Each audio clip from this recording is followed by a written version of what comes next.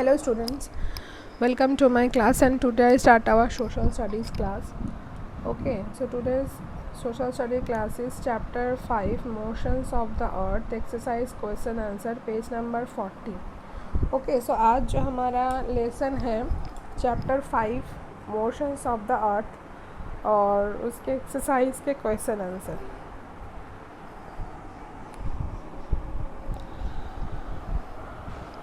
So please write a note on your diary that today's discussion the lesson is chapter 5 motions of the earth, exercise question answer, page number 40.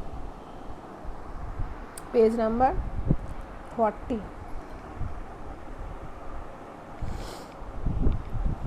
So let's start students.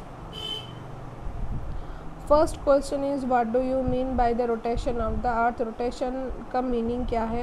Rotation is the turning around of the earth on its axis from west to east. The earth takes. अच्छा, यहाँ पे ई अच्छे से समझ में नहीं आ रहा है, शायद ये वाला ई होगा. सॉरी, यहाँ पे मैं लिख रही हूँ, देखो, takes. Okay, takes takes 24 hours to complete one rotation around its axis. Okay, please write in your copy और take a screenshot. बाद में भी लिख सकते हो screenshot लेके, और अभी भी लिख सकते हो अगर जल्दी जल्दी लिख पाते हो तो. So rotation is the turning around of the earth on its axis from west to east. The earth takes 24 hours to complete one rotation around its axis.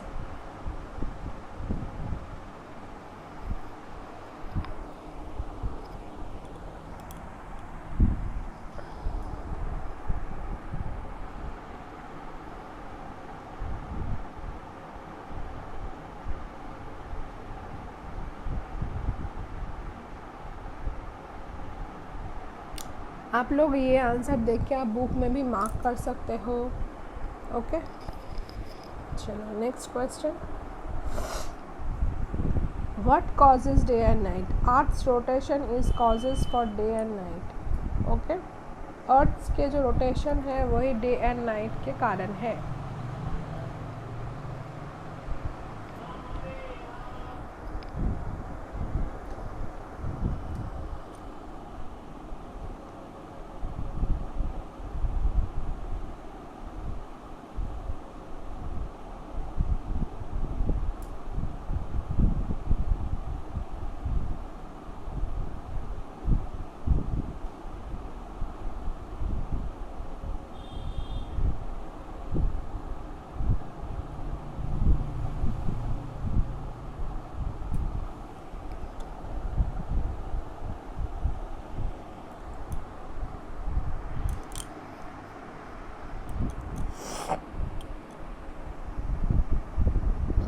Okay, next question is what do you mean by revolution of the earth. revolution का meaning क्या है? You know, और अगर chapter पढ़े हो तो आप लोग जानते ही हो.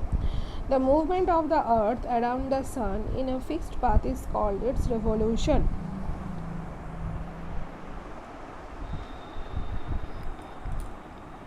The movement of the earth around the sun in a fixed path is called its revolution. Please take a screenshot or mark in your book or write on your copy.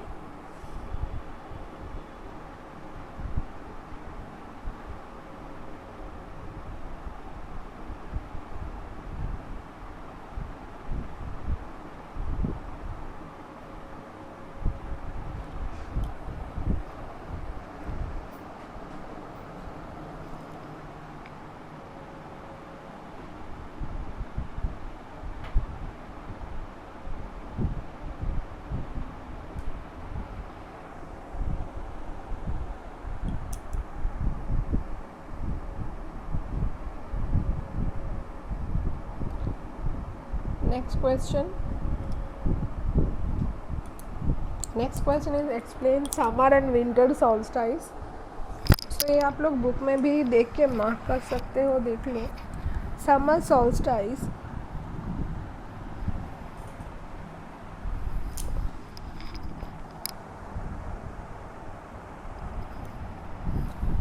On 21st June, the northern hemisphere experiences the longest day and shortest night. The position of the earth on 21st June is called summer solstice.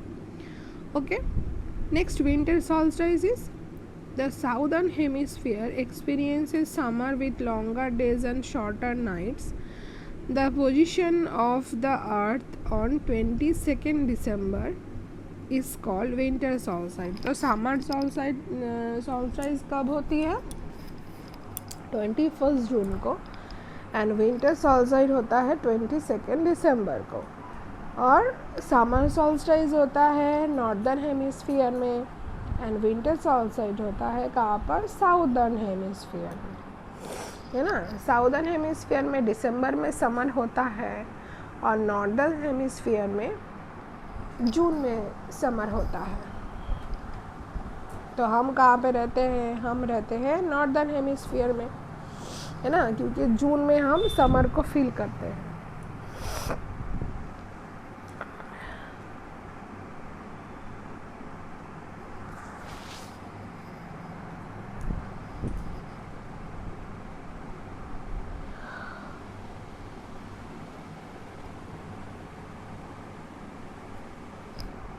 Take a screenshot और right on your copy. और book में भी आप लोग mark कर सकते हो. Book खोल के आप लोग देख लो, देख के आप लोग मार्क कर सकते हो. और वीडियो को पॉज करो, वीडियो को पॉज करके आप लिख भी सकते हो.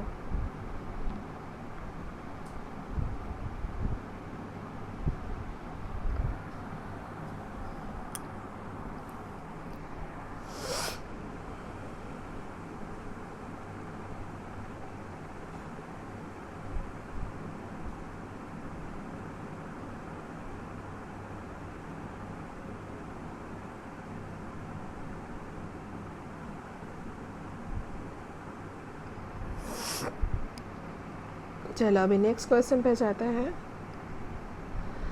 What do you mean bye equinox? Equinox का मतलब क्या है? ये तो तुम लोग पढ़े ही हो पहले से ही, यहाँ से यहाँ तक, ठीक है.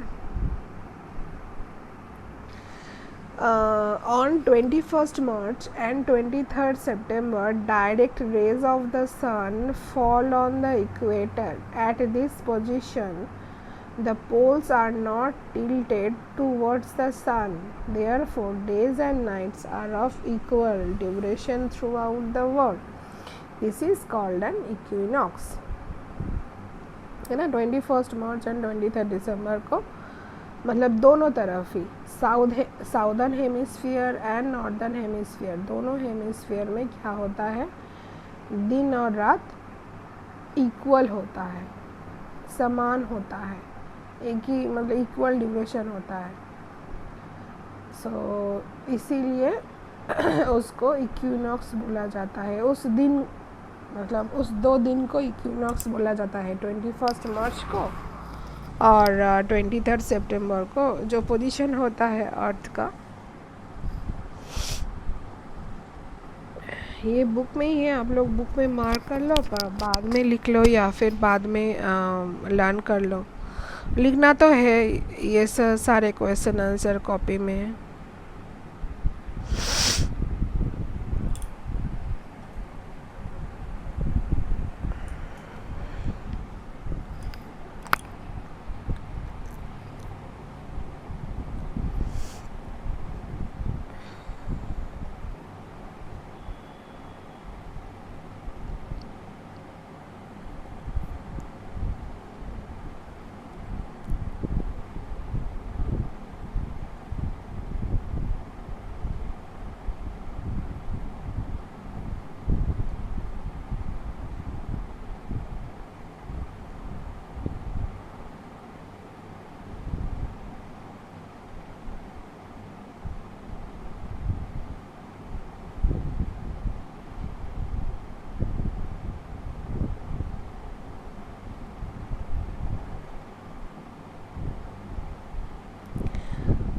सो स्टूडेंट्स, आज के लिए इतना ही. हमारा जो क्वेश्चन आंसर था उस चैप्टर 5 का तो कंप्लीट हो चुका है. सो